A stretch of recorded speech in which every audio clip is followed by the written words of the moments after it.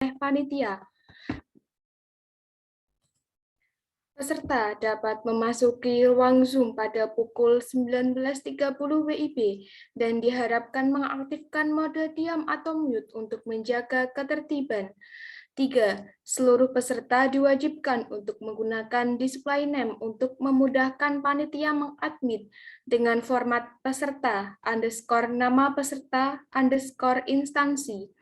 Yang keempat, peserta diwajibkan untuk menyalakan fitur kamera dan menggunakan virtual background yang sudah disiapkan oleh panitia. 5. Selama kegiatan berlangsung, peserta akan otomatis di mode diamkan oleh panitia, kecuali talent, dan akan dinyalakan kembali mikrofonnya apabila sesi tanya-jawab berlangsung. 6. Untuk peserta yang ingin mengajukan pertanyaan bisa melakukan raise hand ketika sesi tanya-jawab dan akan dipersilahkan untuk on mic untuk mengajukan pertanyaannya kepada narasumber. 7. Peserta diwajibkan untuk melakukan tangkap layar atau screenshot sebagai bukti keikutsertaan selama kegiatan dan akan dijadikan sebagai bukti e-sertifikat minimal mengikuti 2 pertemuan. 8.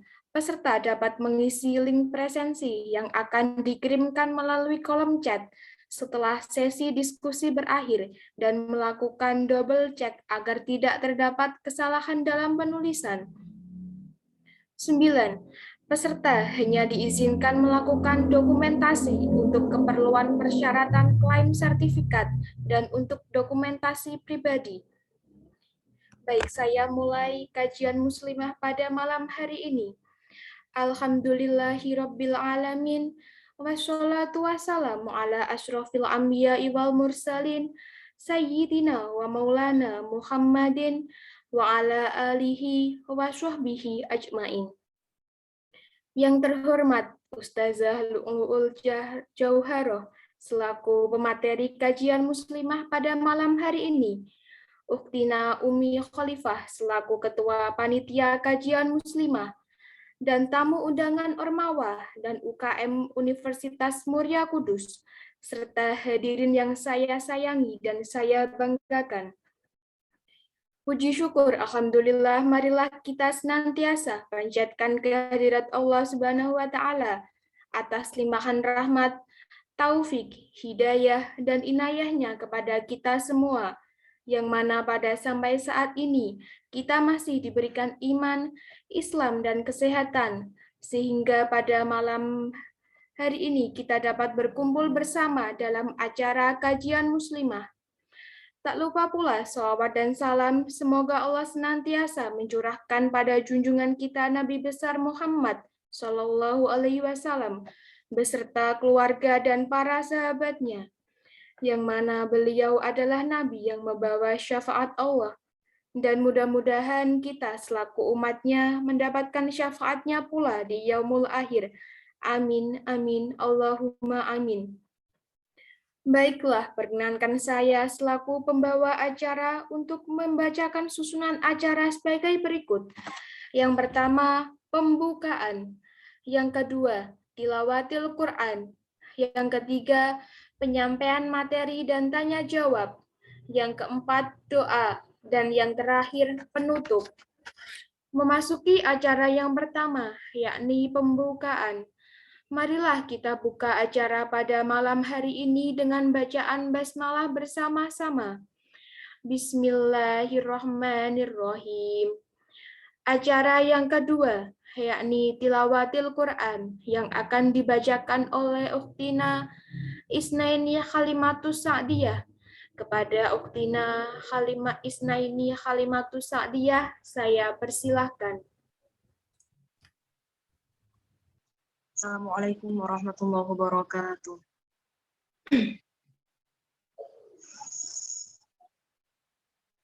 A'udzu billahi minasy syaithanir rajim.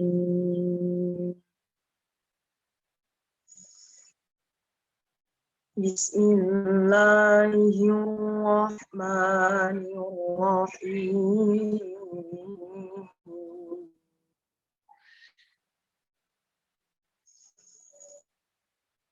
إن هذا القرآن يهدي للتي هي أقوم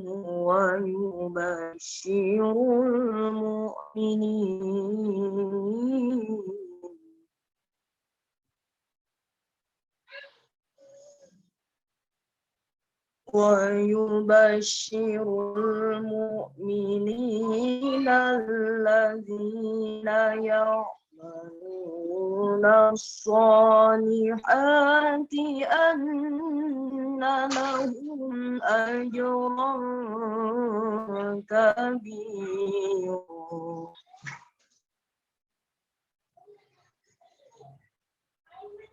إن هذا القرآن يهدي للتي هي أقوم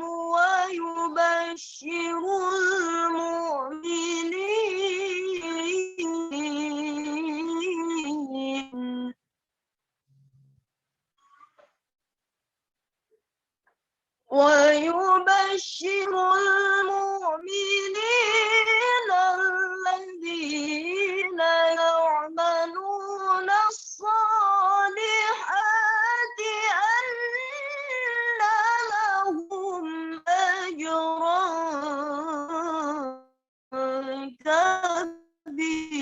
كبيرا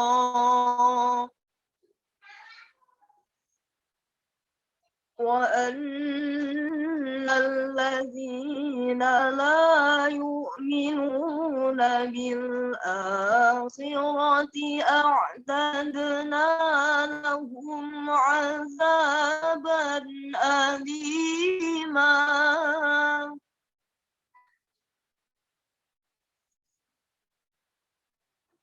ويدعو الإنسان بالشر دعاءه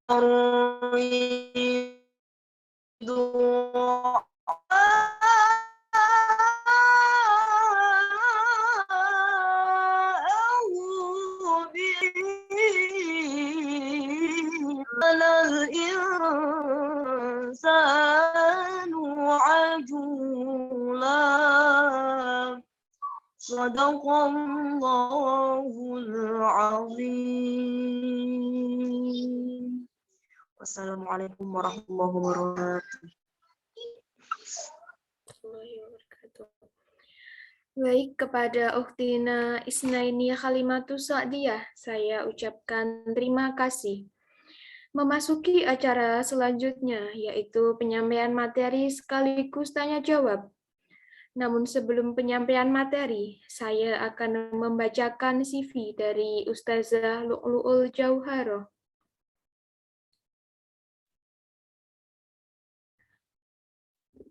Nama lengkap, Ustazah Lu'lu'ul Jauharoh. Tempat tanggal lahir, Grobogan, 1 Mei 1995. Alamat, Dukuh Sumber, Desa Hadipolo, Kecamatan Jekulo, Kabupaten Kudus. Nama suami, Gus Muhammad Abdur Rozak bin Romo Kiai Haji Jufri. Pendidikan formal di SDN 1 Penganten Purwodadi, MTS YPI Klambu Purwodadi, MA Rodotul Ulum Guyangan Pati, dan S1 IAIN Kudus Bahasa Arab. Pendidikan pondok yang pertama, Pondok Pesantren Darul Masyruh Purwodadi. 2. Pondok Pesantren Rodotul Ulum Guyangan Pati. Yang ketiga, Pondok Pesantren An-Nur Jekulo Kudus. Penghargaan, juara 1 MTQ se-Jawa Tengah. Juara 1 kaligrafi se-Jawa Tengah. Memasuki acara selanjutnya, yakni penyampaian yang akan disampaikan oleh beliau yang terhormat, Ustazah Lu'lu'ul Jauharoh. Kepadanya saya persilahkan.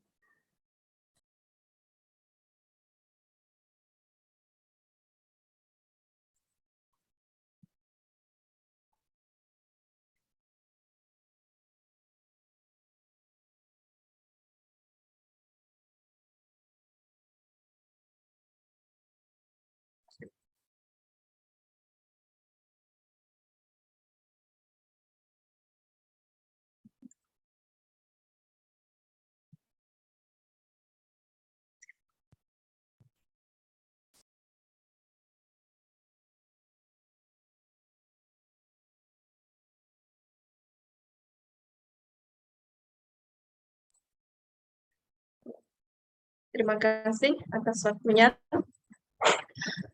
Langsung mawon deh. Assalamualaikum warahmatullahi wabarakatuh. Waalaikumsalam warahmatullahi wabarakatuh. Bismillahirrahmanirrahim. Alhamdulillahilladzi faddala bani Adam bil ilmi wal amali ala jami'il alamin. Wassalatu wassalamu ala Muhammadin sayyidil arabi wal ajami wa ala alihi wa ashabihi ya nabi'ul ulumi wal hikami amma ba'd.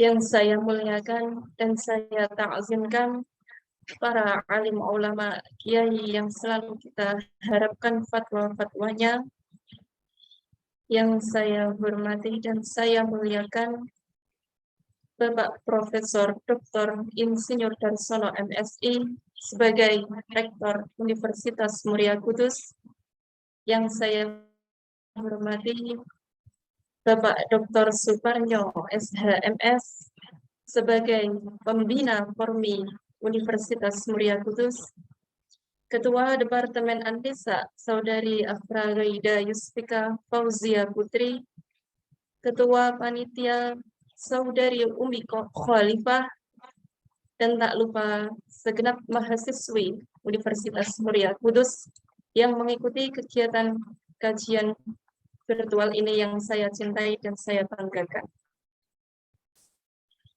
Sebelumnya, saya mengucapkan terima kasih atas kesempatan yang diberikan kepada saya. Semoga bisa bermanfaat dan kita belajar bersama pada malam hari ini. Langsung mawon ya. Di sini saya akan membahas tentang haid. Nah, apa yang dinamakan darah haid? Darah haid yaitu darah yang keluar dari farji wanita atau alat kelamin wanita dalam keadaan sehat. Berarti tidak disebabkan karena melahirkan ataupun penyakit. Dikatakan darah haid apabila darah ini keluar secara terus-menerus dalam waktu sehari semalam atau sedikit-sedikitnya sehari semalam ataupun 24 jam apabila dalam ruang lingkup 15 hari yang keluarnya secara terputus-putus gitu. Nah, di sini berarti yang menjadi sedikit-sedikitnya atau dikatakan darah haid apabila darahnya keluar selama sehari semalam. Gitu nggih? Adapun pada umumnya darah haid itu keluar 6 atau 7 hari. Nah, ini menurut umumnya. Dan paling banyak atau aksaru haid itu sendiri mencapai 15 hari begitu. Jadi kalau lebih dari 15 hari maka lebihnya itu tidak dinamakan darah haid begitu. Terus bagaimana sejak kapan wanita menginjak usia haid? Wanita menginjak usia haid apabila wanita sudah balik gitu. Sudah balik umurnya mencapai 8 tahun 11 bulan 14 hari atau 9 tahun kurang 16 hari gitu. Jadi kita garis bawahi ya, ketentuan dari haid atau darah haid itu sendiri meliputi 4 poin tadi. Poin yang pertama, keluar minimal 1 hari 1 malam atau 24 jam. Yang kedua, tidak melebihi 15 hari. Poin yang ketiga, keluar secara keluar setelah minimal masa suci atau 15 hari. Dan yang keempat, keluar dari wanita yang sudah balik atau berumur 8 tahun 11 bulan 14 hari atau 9 tahun kurang 16 hari. Begitu nggih? Jadi kalau salah satunya ini tidak terpenuhi, maka tidak dikatakan darah haid, begitu. Paham ya sampai di sini? Kita lanjut pada hukum mempelajari haid. Hukum mempelajari haid. Bagaimana wanita mempelajari haid? Mempelajari haid bagi wanita adalah fardu ain atau suatu keharusan. Jadi yang namanya darah haid, nifas, wilada, istihadah itu berhubungan langsung dengan wanita. Gitu. Makanya hukumnya fardu ain. Nah, kenapa dikatakan fardu ain? Karena semua ini berhubungan langsung dengan keabsahan suatu ibadah. Misal sholat. Jadi kalau Mbak Niki tidak tahu apa ini darah haid atau darah istihadah atau bagaimana. Jadi nanti kalau sholat pasti ini seharusnya sholat atau tidak ya gitu.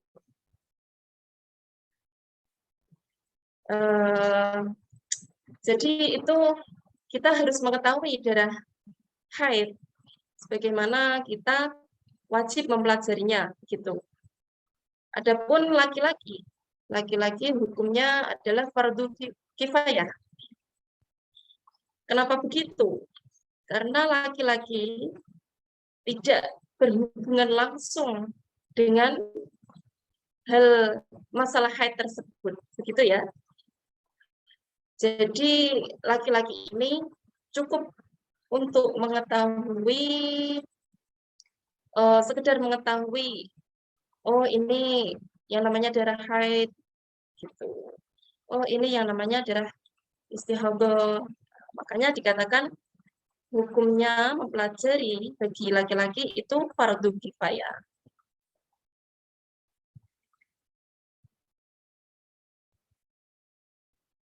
Nah, selanjutnya, tadi kan saya sudah membahas tentang batas usia wanita mengalami haid. Tadi saya sudah singgungkan, wanita menginjak usia haid adalah usia 8 tahun, 11 bulan, 14 hari, gitu nggih? Atau 9 tahun kurang 16 hari. Sedangkan atau masalah jika darah ini yang keluar dari wanita berumur 9 tahun kurang 17 hari, 18 hari, 9 hari, 19 hari, dan seterusnya itu tidak dinamakan darah haid, melainkan darah istihadah. Gitu. Namun jika sebagian keluar atau darah haid itu keluar sebelum usia haid atau keluar di antara dua menginjak usia haid, misalkan sebagian keluar sebelum usia haid dan sebagian keluar saat sudah mencapai usia haid, maka hukumnya tafsil. Nah, bisa diperinci sebagai berikut. darah yang keluar saat belum mencapai usia wanita haid, maka ini dikatakan darah istihadah. Sebaliknya lagi, jika darah yang keluar saat sudah mencapai usia wanita haid, maka hukumnya adalah darah haid apabila memenuhi syarat ketentuan sedikit-sedikitnya darah haid keluar gitu, ya. Atau sehari semalam atau 24 jam gitu. Terus kapan wanita tidak mengalami haid atau berhenti keluar darah haid? Nah, di sini dijelaskan dalam kitab fikih tidak ada batas usia keluarnya darah haid. Namun pada umumnya dijelaskan bahwa kemungkinan atau usia mengalami atau berhentinya darah haid tadi mencapai 62 tahun. Gitu. Jadi bisa disimpulkan ya, kalau tidak ada batasan usia wanita keluar haid. Jadi tidak menutup kemungkinan usia 62 tahun ini tidak mengalami haid. Wanita lanjut usia pun bisa mengalami haid jika memenuhi ketentuan haid tadi di atas. Ya. Ketentuan haid yang sudah saya sebutkan tadi.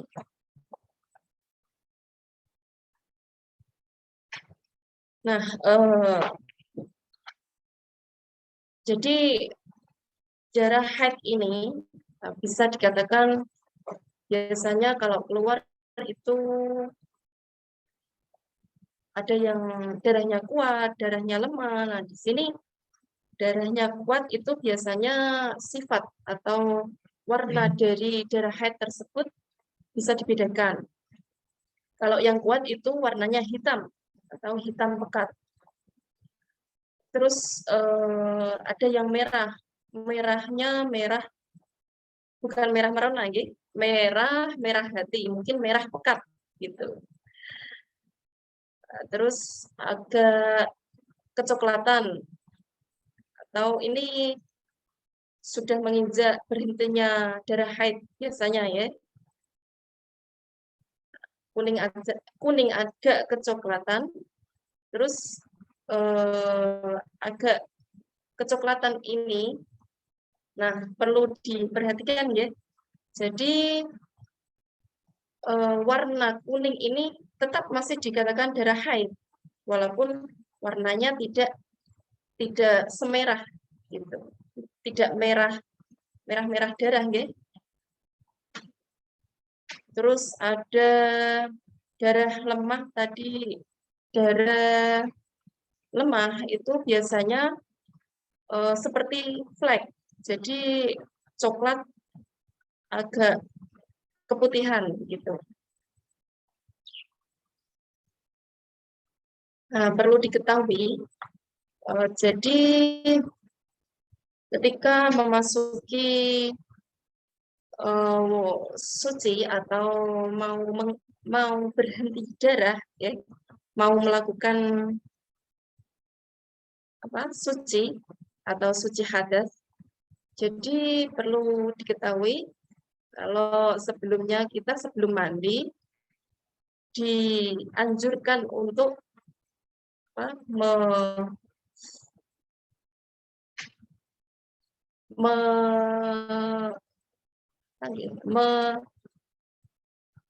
untuk itu mengusap dengan kapas gitu. Ya, mengusap dengan kapas. Ya. Jadi kalau kita mengambil kapas dan diusap, jadi jelas kita tahu ini sudah suci apa belum, atau masih keluar darah haid ya gitu. Lanjut ke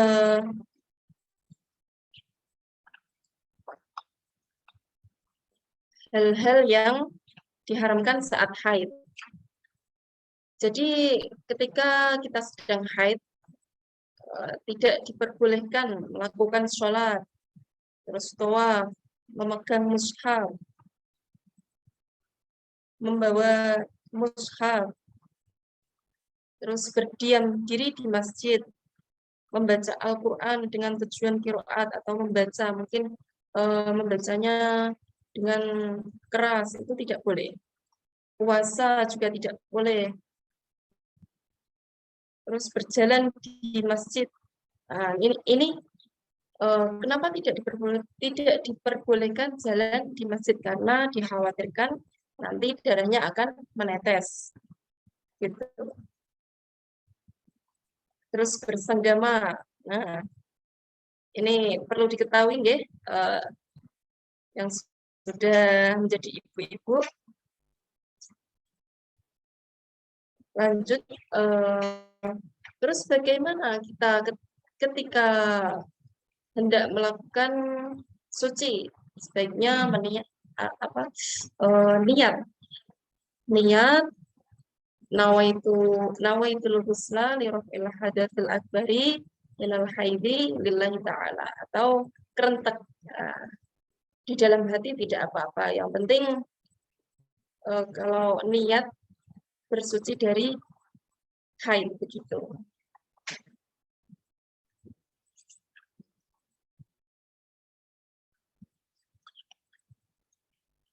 Terus hal-hal yang perlu diketahui ya. Jadi dalam bersuci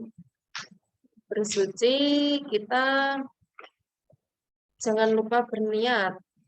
Kalau kita lupa ya bisa diulangi lagi.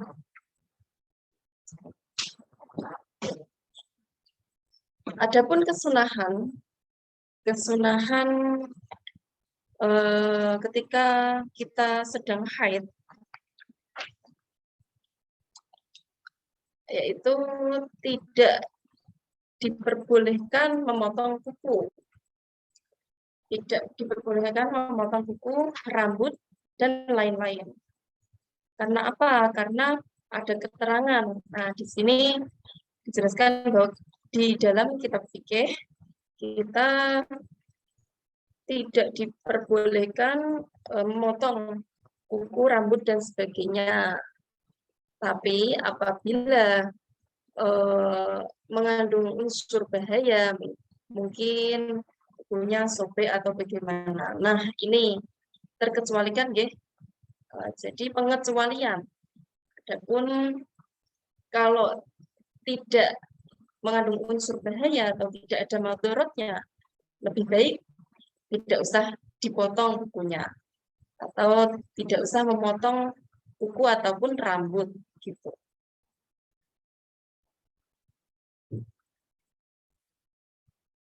Ya, cukup sekian penjelasan pada malam hari ini. Semoga bisa memahamkan, nggih. Kalau tidak paham nanti bisa tanya pada sesi pertanyaan gitu. Terima kasih. Wassalamualaikum warahmatullahi wabarakatuh. Waalaikumsalam warahmatullahi wabarakatuh. Terima kasih atas materi yang telah disampaikan. Selanjutnya, merupakan sesi tanya jawab. Untuk peserta kajian muslimah yang ingin bertanya, saya persilahkan untuk raise hand dan menghidupkan mikrofonnya.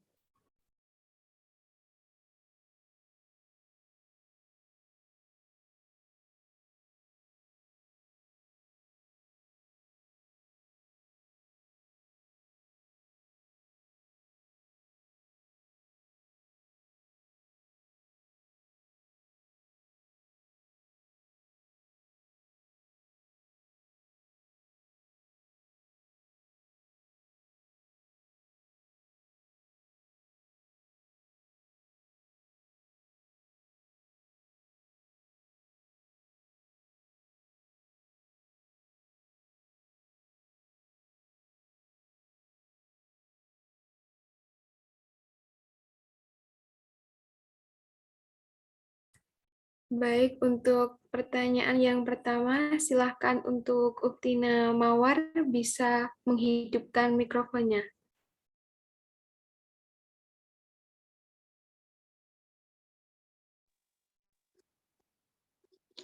Baik, terima kasih. Assalamualaikum warahmatullahi wabarakatuh. Waalaikumsalam warahmatullahi wabarakatuh. Terima kasih pada Ustazah Lulu atas materinya.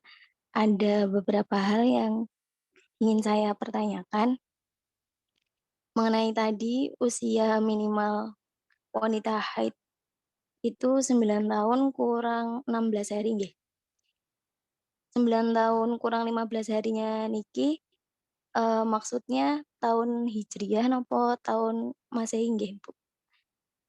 Terus tadi kan ada beberapa larangan untuk wanita yang sedang haid. Ada yang larangan membawa Al-Quran atau membaca Al-Quran.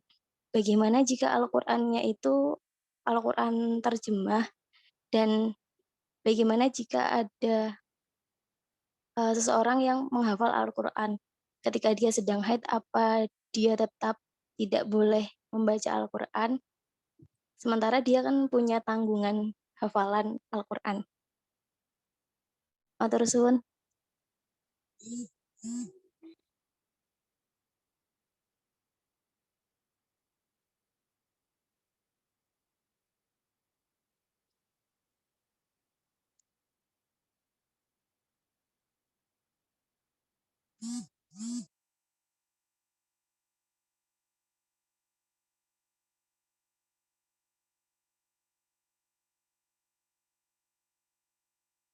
Sampun. Wassalamualaikum warahmatullahi wabarakatuh. Waalaikumsalam warahmatullahi wabarakatuh. Ya, menjawab dari saudari Mawar. Jadi usia menginjak keluarnya darah haid tadi ya. Jadi usia yang dijelaskan dalam kitab fikih ini atau keluar atau menginjak usia haid 9 tahun kurang 16 hari. Ini menggunakan perhitungan Jawa, perhitungan tanggal Jawa gitu, atau tahun Hijriah. Jadi memang bukan menggunakan penanggalan Masehi. Jadi ini yang perlu diperhatikan untuk semua wanita, khususnya para ibu atau calon ibu nanti kalau mempunyai putri. Nah, selain kita mencatat tanggal lahirnya, mencatat tanggal lahir Masehi, bulan apa tahun Masehi, kita juga mencatat menggunakan tahun Hijriah gitu. Jadi nanti kalau putri kita sudah menginjak umur balik, kita bisa memberikan masukan sedikit, oh ini darahnya berarti darah haid gitu. Dan pertanyaan kedua,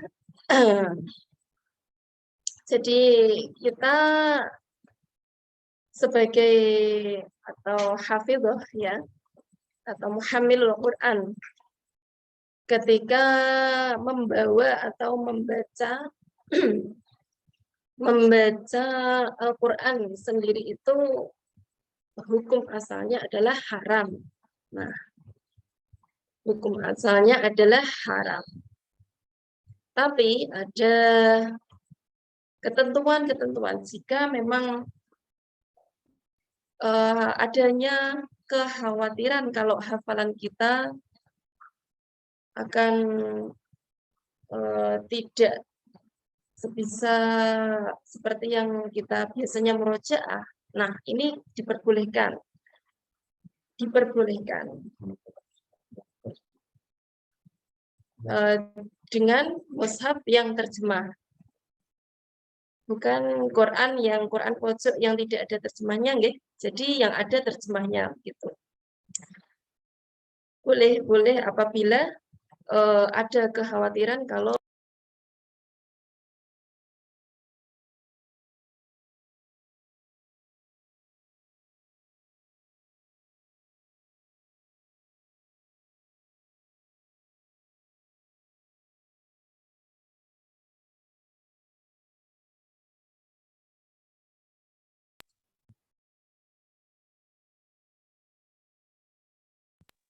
Mohon maaf kok suaranya mboten enten nggih.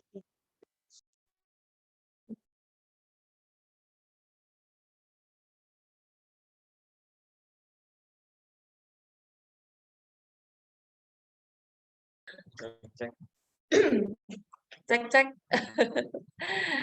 Ya maaf nggih. Saya ulangi, Saudari Mawar, Mbak Mawar nggih. Sudah mendengar, Mbak? Nggih, sampun. Nggih. Jadi begini, ketika wanita menginjak usia haid tadi, dikatakan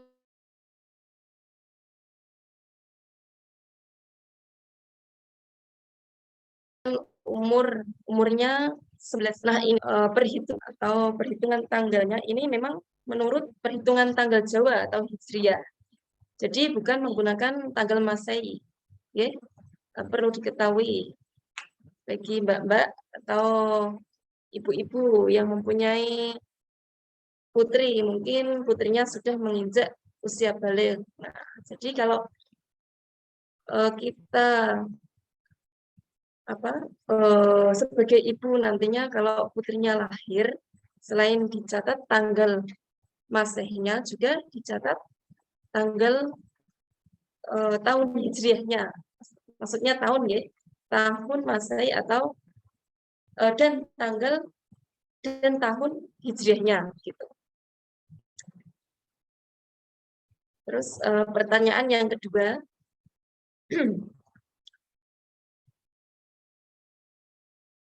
membawa mushaf atau membaca. Nah, jadi ini khusus ya para penghafal, para pejuang Quranul Karim ya. Jadi asal hukum tersebut adalah haram. Nah, haram. Tapi apabila ada unsur kekhawatiran kalau hafalannya nanti bagaimana, bisa apa tidak gitu. Nah, ini tidak apa-apa. Tidak dinamakan ya boleh-boleh saja. Boleh-boleh saja murojaah, boleh saja membaca. Tapi dengan catatan Al-Quran yang ada terjemahnya. Tapi ada yang mengatakan juga kalau derse atau murojaahnya itu secara tidak ada suara gitu. Jadi cuma mengucapkan tapi tidak keluar suaranya. Gitu. Ngoten nggih?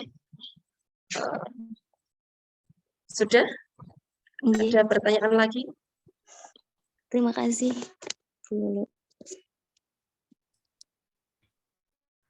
Baik, terima kasih atas jawabannya Ustazah Lu. Selanjutnya memasuki pertanyaan yang kedua oleh Uktina Maulana Wirtanti. Silakan bisa menghidupkan mikrofonnya. Baik, terima kasih. Assalamualaikum warahmatullahi wabarakatuh. Ustazah, selamat malam. Ya, saya mau tanya terkait tadi nggak boleh potong rambut sama potong kuku. Kan biasanya kalau rambut itu kan suka rontok sendiri ya. Nah, itu kalau misalkan mau mandi itu yang rontok ikut dibersihkan atau gimana ya? Sudah itu saja. Terima kasih. Assalamualaikum warahmatullahi wabarakatuh.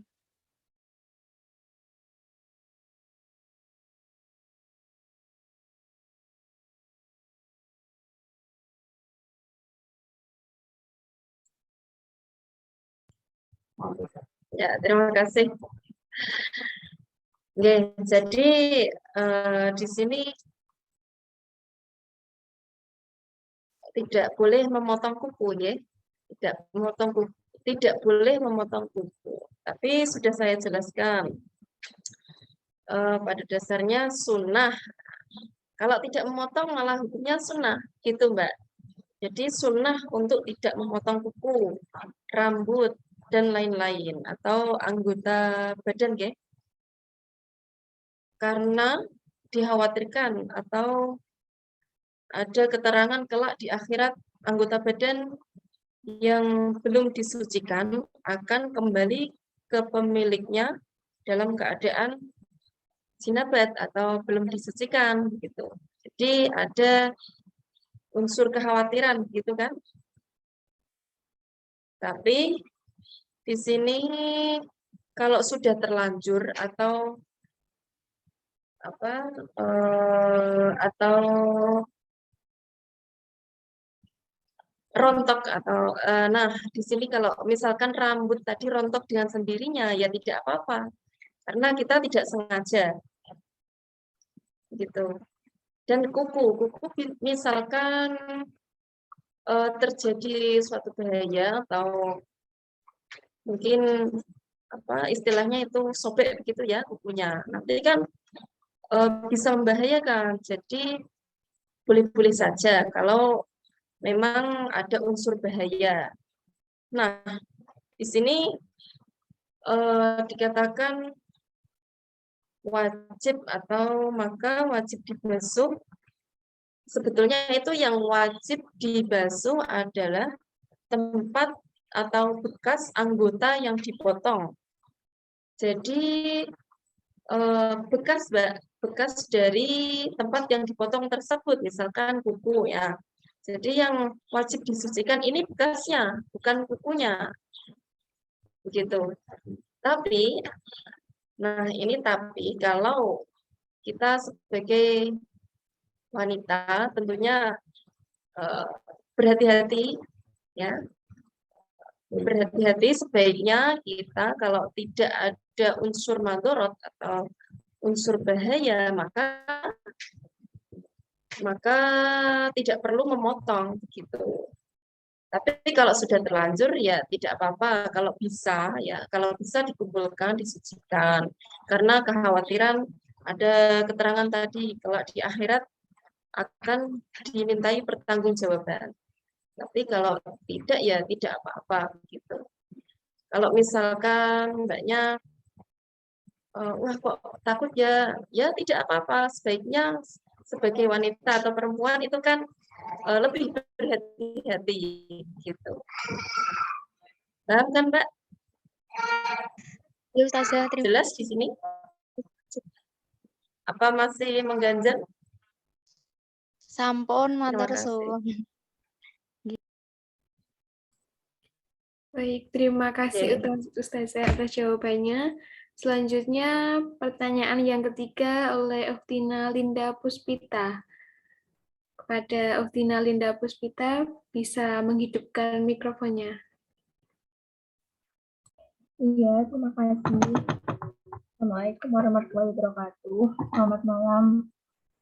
Saya mau tanya bagaimana tata cara mandi wajib setelah haid yang baik dan benar. Terima kasih.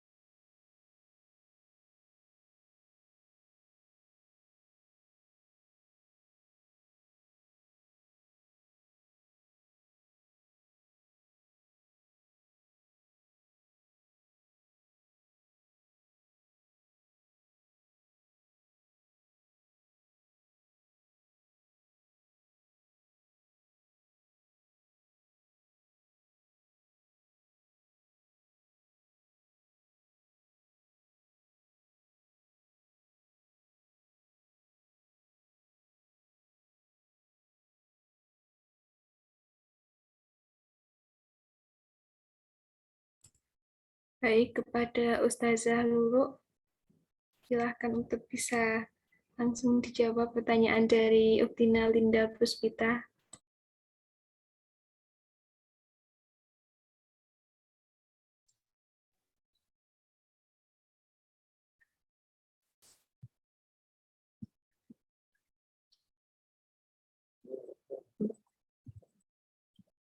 Ya, tata cara mandi. Ya. Tata cara mandi sebelum bersuci, sebaiknya kita disunahkan berwudu dulu. Berwudu, terus kemudian membersihkan bagian-bagian lipatan seperti ketiak, terus telinga, belakang telinga, gitu. Jadi kita usahakan sebelum bersuci kita membersihkan bagian-bagian lipatan. Kemudian kalau sudah niat dalam hati. Yang penting itu niat dalam hati. Ya. Nah, jadi berniat menghilangkan hadas besar yaitu haid gitu. Terus dibasuh mulai dari atas begini ya. Mulai dari ujung rambut gitu biar airnya itu bisa mengalir. Jadi tidak ada bagian tubuh yang tidak terkena air. Usahakan supaya air ini bisa mengaliri semua tubuh. Gitu. Bisa mengalir ke seluruh tubuh gitu. Terus kalau bisa tadi saya sudah singgungkan kalau memang ada yang punya kebiasaan mengumpulkan rambut atau anggota tubuh yang sudah tidak menjadi bagian. Nah, ini bisa diikutkan atau ditaruh di kepala juga bisa dibarengkan. Kalaupun lupa ya tidak apa-apa, nanti bisa disucikan sendiri. Tidak bersamaan begitu. Nonton nggih? Iya, terima kasih Ustazah. Ya, sama-sama. Baik, memasuki pertanyaan yang terakhir dari Uktina Nilna Elmuna. Silahkan untuk Uktina Nilna Elmuna bisa menghidupkan mikrofonnya. Assalamualaikum warahmatullahi wabarakatuh. Selamat malam Ustazah Lu'lu'ul Jawairah. Di sini saya izin bertanya, jika kita mengalami istihadah berarti kita wajib sholat dan berpuasa. Nah, bagaimana tata cara sholatnya orang yang sedang istihadah tersebut? Soalnya darah itu kan najis, sedangkan kita tidak tahu kapan darahnya akan keluar atau tidak. Seperti itu. Terima kasih. Wassalamualaikum warahmatullahi wabarakatuh.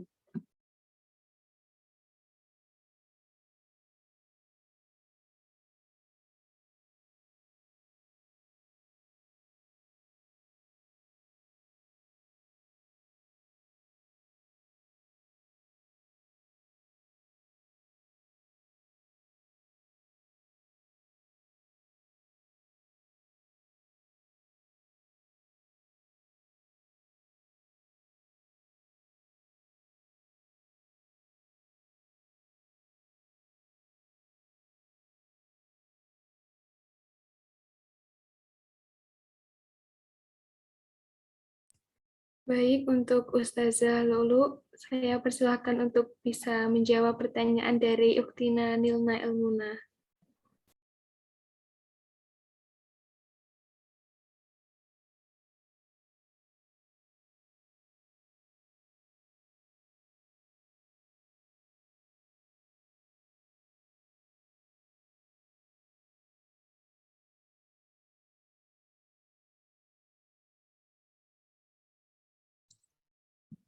Mohon maaf, sinyalnya terputus. Sinyalnya kurang bagus ya. Jadi untuk mensucikan darah istihadah, nah bagaimana? Ya memang kalau kita sedang istihadah memang harus kiat-kiat membersihkan begitu. Maksudnya di sini ketika kita mau sholat, ketika kita istihadah kan tetap melakukan ibadah sholat, ya. Jadi masih tetap wajib melakukan sholat, begitu. Nah, kita ketika hendak melakukan sholat, jadi disunahkan atau sebaiknya tidak disunahkan, sebaiknya kita mandi dulu, nah, biar kekhawatiran darah yang keluar tadi tidak menempel di mana-mana, gitu. Maksudnya tidak membekas di bagian tubuh yang lain. Nah, jadi kita sebaiknya mandi dulu, ataupun jika darahnya tidak kuat atau darah istihadah ini hanya sedikit, mungkin bisa dibersihkan saja menggunakan kapas sampai bersih. Nah, ketika sudah, kita bisa berwudu, gitu ya. Kita bisa berwudu dengan niat nawaitul wudu istibahati sholati, gitu niatnya. Nawaitul wudu istibahati sholati, ya. Jadi kita berniat berwudu untuk melakukan sholat. Kalaupun jika terjadi kekhawatiran kalau darah itu kemungkinan bisa jatuh atau kemungkinan darahnya kuat tadi, jadi kita bisa menggunakan kapas, gitu ya, Mbak. Bisa menggunakan kapas untuk sebagai penghalang. Nah, jadi tidak apa namanya, biar kekhawatiran ini atau kekhawatiran darah ini supaya tidak jatuh ke bawah begitu atau tidak keluar. Biasanya kalau remaja-remaja ini pengalamannya memang kebanyakan wanita itu tidak mau susah atau diambil yang mudah-mudah saja begitu. Mungkin cukup menggunakan pembalut, ya boleh saja menggunakan pembalut. Tapi kalau memang darah yang keluar, darah istihadah ini jika keluar secara deras atau kuat, maka sebaiknya menggunakan kapas, baru dikasih pembalut. Gitu nggih? Sudah Terima mengenal kasih Pak jawabannya? Sampun.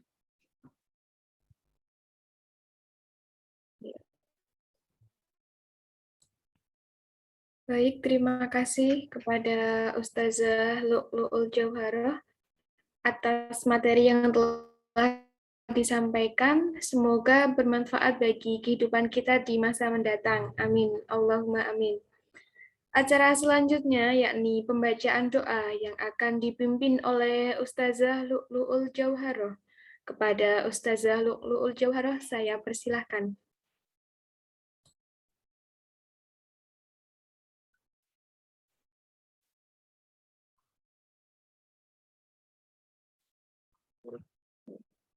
Bismillahirrahmanirrahim.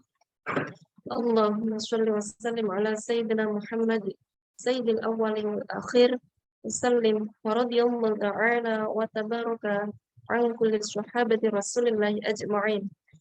Alhamdulillahi rabbil alamin. Hamdan yuwaffi ni'amahu wa yukafi'u mazidah.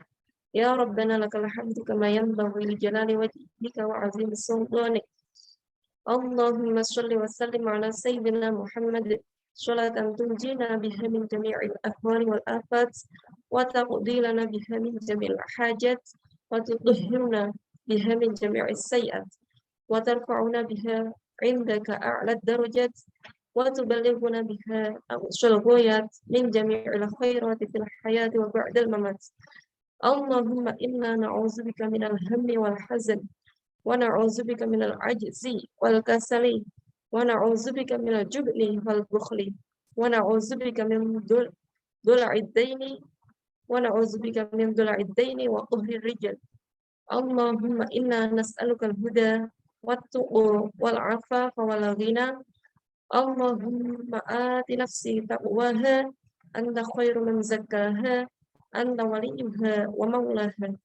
اللهم إنا نعوذ بك من علم لا ينفع ومن قلب لا يخشع ومن نفس لا تسبع ومن دعوة لا يستجاب لها. رب اشرح لي صدري ويسر لي أمري واحلل عقدة من لساني يفقهوا قولي. اللهم يسر لنا ولا تعسر لنا فإن تيسير كل عسير عليك يسير. اللهم تمم علينا في الخير برحمتك يا أرحم الراحمين. ربنا آتنا في الدنيا حسنة وفي الآخرة حسنة وقنا عذاب النار.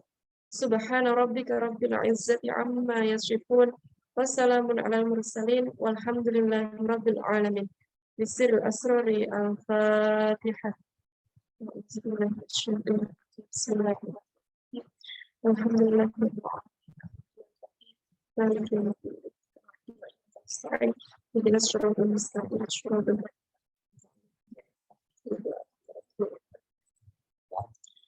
akhirul kalam 3. Wa'alaikum minkum. Wassalamualaikum warahmatullahi wabarakatuh. Waalaikumsalam warahmatullahi wabarakatuh. Kepada Ustazah Lu'lu'ul Jauharah, saya ucapkan terima kasih. Sebelum saya mengakhiri acara pada malam hari ini, izinkan saya untuk membacakan informasi mengenai kajian muslimah. Kajian muslimah ini akan diadakan 3 kali pertemuan sebulan sekali, yaitu pada bulan Juli, Agustus, dan September. Untuk bulan Agustus dan September, tanggal akan diinformasikan lebih lanjut di grup maupun di IG Formi. Selanjutnya yakni acara foto bersama. Silakan untuk peserta bisa menghidupkan kameranya.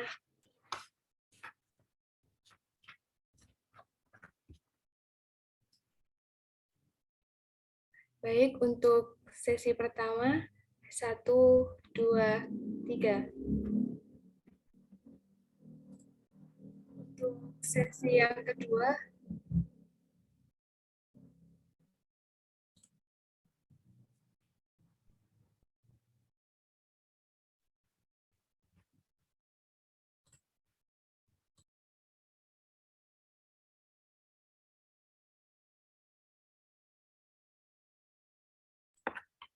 baik, terima kasih. Hadirin yang berbahagia, acara demi acara telah kita lewati bersama. Tibalah kita di penghujung acara, yakni penutup. Marilah kita tutup acara kajian muslimah ini dengan membaca kalimatul hamdalah bersama-sama. Alhamdulillahirabbil alamin. Saya selaku pembawa acara kali ini pamit undur diri. Mohon maaf apabila banyak kata yang kurang berkenan di hati hadirin sekalian. Subhanakallahumma wa bihamdika asyhadu an la ilaha illa anta astaghfiruka wa atubu ilaik. Wallahul muwaffiq ila aqwamit thoriq. Wassalamualaikum warahmatullahi wabarakatuh. Waalaikumsalam warahmatullahi wabarakatuh. Waalaikumsalam warahmatullahi wabarakatuh.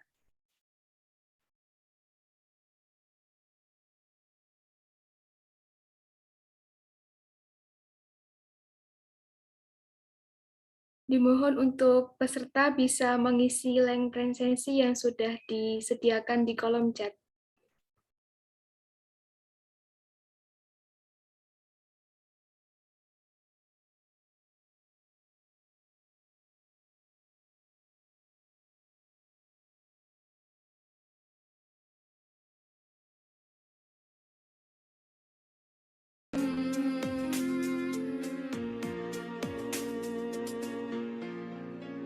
Rohatil akhyaru tashdu bila